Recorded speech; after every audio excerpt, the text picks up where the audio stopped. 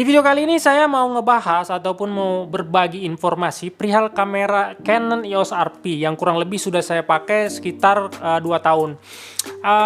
Saya mau kasih tahu apa aja kelebihan dari kamera ini dan apa kekurangannya, dan kamera ini cocoknya untuk siapa. Dan mungkin dari kalian ada yang sedang memilih kamera, mau pilih Canon EOS RP ini ataupun mau pilih yang lain, ataupun kalian memang sudah mau beli kamera ini tapi masih sedikit ragu dan tapi mau nyari referensi lagi biar kalian lebih yakin. Mudah-mudahan dengan video ini dapat membantu kalian untuk membuat pilihan. So, jangan kemana-mana.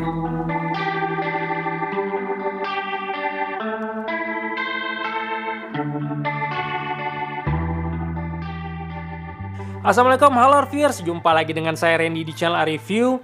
Dan di video kali ini saya bukan mau nge-review EOS RP secara detail banget ya. Di video ini saya cuma mau meringkas pengalaman saya selama 2 tahun ini menggunakan kamera ini. Yang pertama saya mau mulai dari kelebihan-kelebihannya dulu nih. Kelebihan pertama adalah kamera ini menurut saya cukup ringkas, compact. Karena kalau kita bandingin sama yang EOS R itu kalau nggak salah dia agak lebih panjang ke bawah sedikit. Nah tapi gini, secara grip kalau kita bandingin dengan EOS M series ini memang gripnya lebih enak, lebih dalam dan juga lebih pas di tangan ya. Nah tapi dalam beberapa situasi itu kan kita kalau ada foto seperti ini nih gini. Nah ini masih suka agak lost nih. Nah kalau di EOS R ini pas banget. Nah tapi Canon sudah menyediakan ada extension gripnya. Nah tapi kalau saya sih lebih prefer saya pakai BT gripnya ini atau vertical grip. Nah ini kayaknya belum pernah saya review. Nantilah di next video ya saya coba review yang BT gripnya untuk EOS RP. Dan untuk yang kedua kelebihannya menurut saya adalah perihal image quality. Untuk image quality-nya dengan kamera full frame entry level dia udah bisa kita bandingin lah ya. Maksudnya nggak kalah dengan yang EOS R atau R6. Kalau R5 saya belum pernah coba. Saya pernah bandingin ini EOS R, ini EOS RP, foto ya. Agak susah juga mau ngebedainnya. Nah, tapi memang ada satu hal nih. Memang di situasi tertentu yang kadang kita bisa lihat itu adalah perihal dynamic range-nya. Nah, tapi saya nggak mau bahas itu dulu karena itu nanti akan saya bahas lebih lanjut. Nah, tapi kalau untuk perihal image quality sudah cukup bagus.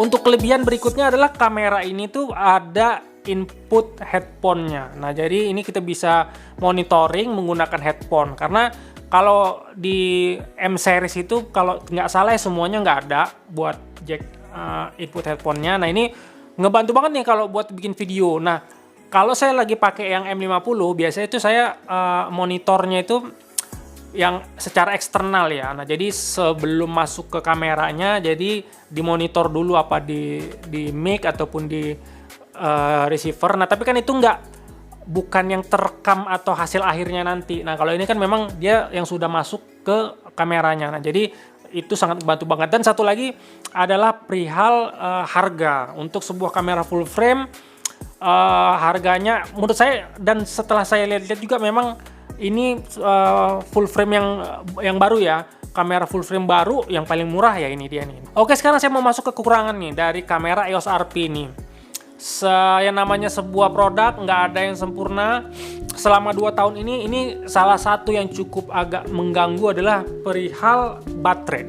Nah ini tuh baterainya tuh LPE17 kalau nggak salah, ini baterainya kemana lagi? Baterainya itu LPE17. Dan LPE17 itu sama dengan yang di M6, M5 kalau nggak salah. Saya akhirnya sudah di satu titik yang mana, oh ya udah, ini saya anggap saya nggak ngebandinginnya lagi dengan yang full frame EOS R6 gitu ya. Nah saya jadi ya beranggapan perihal baterainya ya sama aja kayak saya pakai M6 gitu atau M50 gitu. Nah jadi kalau dibandinginnya dengan kamera-kamera itu memang ya hampir sama aja. Nah jadi perihal baterai ini, tapi kalau untuk saya sih saya udah ada solusi. Saya pakai BT grip ini, dan ini ya otomatis 2 kali lipat ya. Jadi misalnya tahan sejam ya, dengan BT grip ini bisa jadi 2 jam. Dan juga kalau bikin-bikin video seperti ini saya juga pakai dummy battery. Nah, secara solusi udah ada. Nah, tapi gini, perihal baterai ini ada kelebihan dan kekurangan sih menurut saya. Kekurangannya ya baterainya kecil ya. Nah, tapi ada juga ya, ini nggak tahu ya, mungkin buat sebagian orang kelebihan gini. Dia kan pakai LPE17 dan secara LPE17 itu harganya cukup terjangkau lah, apalagi kita banyak opsi pilihan yang third party. Nah, jadi harganya nggak terlalu mahal. Jadi otomatis kita bisa beli cadangan lebih banyak. Oke, kekurangan yang berikutnya adalah yang menurut saya cukup berasa banget adalah perihal videonya nih. Ini perihal video, terutama di 4K. Nah, jadi kalau di 4K itu kita otomatis nanti akan di crop dan juga dual pixel autofocusnya tiba-tiba menghilang. Nah, jadi fokusnya itu ya agak rada-rada lah ya. Nah, gini, saya perihal cropnya ya udahlah ya. Tapi perihal autofocus atau dual pixel autofocus itu kalau bisa janganlah gitu. Kan kita udah di crop nih, ya udah di crop aja. Nah, ya selama kurang lebih 2 tahun ini saya hampir tidak pernah pakai 4K-nya. Kalaupun ada cuma beberapa kali dan itu saya pakai manual fokus. Nah, tapi kalau untuk saya pribadi, saya nggak menganggap ini kamera 4K ya, walaupun bisa 4K. Nah, tapi saya lebih menganggap ini adalah kamera Full HD. Jadi nggak kepikiran gitu perihal 4K-nya. Dan untuk kekurangan yang berikutnya adalah perihal dynamic range. Nah, ini memang tadi mungkin di awal sudah ada saya singgung sedikit.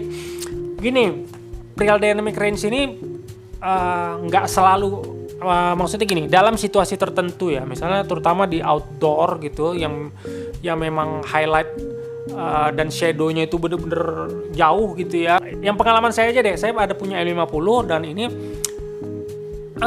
terkadang lebih bagus sih M50 malah untuk dynamic range-nya ya. Solusi untuk si EOS RP ini adalah seperti ini. Saya selalu kalau foto itu agak saya overexpose. Maksudnya bukan overexpose banget ya, maksudnya agak saya bikin lebih terang lah sedikit gitu ya. Karena lebih bagus lebih terang. Nanti kalau kita mau exposure kita turunin, kita gelapin gitu misalnya, dia masih bagus. Nah, tapi kalau kondisinya underexpose atau foto kita terlalu gelap, terus kita exposure-nya pas saat pengeditan kita naikin, kita terangin, itu agak kurang bagus, terutama kalau sudah 3 stop gitu atau 4 stop itu udah nggak bagus aja. Nah, ya kalau saya biasanya itu kalaupun saya harus naikin exposure atau turun exposure itu biasanya cuma 1-2 stop sih biasanya ya, karena kalau kita tiba-tiba harus naik 5 stop atau turun 4 stop itu ya motonya udah agak nggak bener sih sebenarnya. Saya pernah ngebandingin ya, saya memang tes, saya coba sama M50 agak underexpose, EOS RP agak underexpose. Saya naikin sekitar 3 stop aja, itu yang EOS RP itu sudah mulai noise dan color shifting. Nah, jadi dia agak mulai kehijauan. Sedangkan M50 ada noise sedikit tapi dia warnanya semuanya masih tetap bagus aja. Nah, jadi kalian bisa bayangkan dengan M50 pun dynamic range-nya masih kalah. Nah, sebelum saya masuk ke perihal kamera ini cocok buat siapa, saya mau sharing sedikit nih, mau berbagi. Kalau kamera ini itu cuma 4 frame per second fotonya ya. Nah, jadi nggak begitu cepat sebenarnya. Nah, tapi kenapa saya masih pakai? Ya karena saya memang kegunaannya nggak ada yang benar-benar harus frame rate tinggi banget. Dalam artian gini, kamera EOS RP ini kalau digunakan untuk sport gitu ya, misalnya buat mobil F1 gitu, nggak cocok. Ataupun wildlife gitu, kalian mau foto-foto burung terbang, pergerakan cepat, jangan pakai kamera ini. Nah, tapi kenapa cocok buat saya? Karena saya tuh foto paling banyak itu di studio dan foto produk. Ya, produk diem di atas tripod. Nah, itu cocok banget, nggak ada masalah. Ataupun foto model, kalaupun foto model atau potret itu pun nggak ada yang terlalu cepet-cepet banget. Misalnya cuman oke, 1, 2, 3 ceklek, kakinya agak ke ini dikit, oke, cek, oke, lihat ke sana, oke, tek. Nah, nggak ada yang benar-benar tutut. Nah, jadi aman-aman aja. Nah, tapi gini lah, intinya kalau buat saya pribadi, kamera ini tuh untuk jangka panjang. Dalam artian gini, kamera ini tuh cocok banget buat kalian yang mau masuk ke air system. Karena kan kalau kita pakai EOS M aja, itu mounting lensanya beda. Kalau kita pakai DSLR yang lama, IF atau IFS, mounting atau lensanya kita nggak bisa pakai EOS R ini atau RF mount ini. Nah, sedangkan Canon sekarang sudah bikin yang RF mount untuk R systemnya, dan lensanya hanya bisa dipakai di kamera-kamera R system. Jadi seperti EOS RP, EOS R, R6, R5. Nah, jadi mau nggak mau kalau kita mau pakai lensa RF harus pakai kamera EOS R sistemnya. Nah, jadi kalau saya beli aja dulu R yang paling murah ya, pasti EOS RP ini, dan mulai saya kumpulin nih pelan-pelan lensanya. Walaupun selama 2 tahun ini saya baru punya satu sih, akhirnya baru punya yang 35. Nah, tapi nanti saya mau kumpulin pelan-pelan. Kan kalau sudah saya udah lengkap yang saya perlu, baru nanti saya akan upgrade ke yang lebih bagus lah dari si EOS RP ini. Nah jadi yang mau saya sampaikan adalah EOS RP ini cocok banget buat jangka panjangnya, terutama yang buat kalian yang mau masuk ke R system. Nah, kalian bisa pakai si EOS RP ini dulu. Jadi buat kalian yang nggak mau masuk ke R system langsung bayar gede puluhan juta, ya ini salah satu solusinya. Dan kita juga masih bisa pakai IF lensnya, ada adaptornya. Oke, reviewers, cukup sekian video kita kali ini. Dan kalau kalian ada pertanyaan, silahkan tulis saja di kolom komentar di bawah, dan sebisa mungkin akan saya jawab. Terima kasih udah nonton. Kita ketemu lagi di video-video selanjutnya.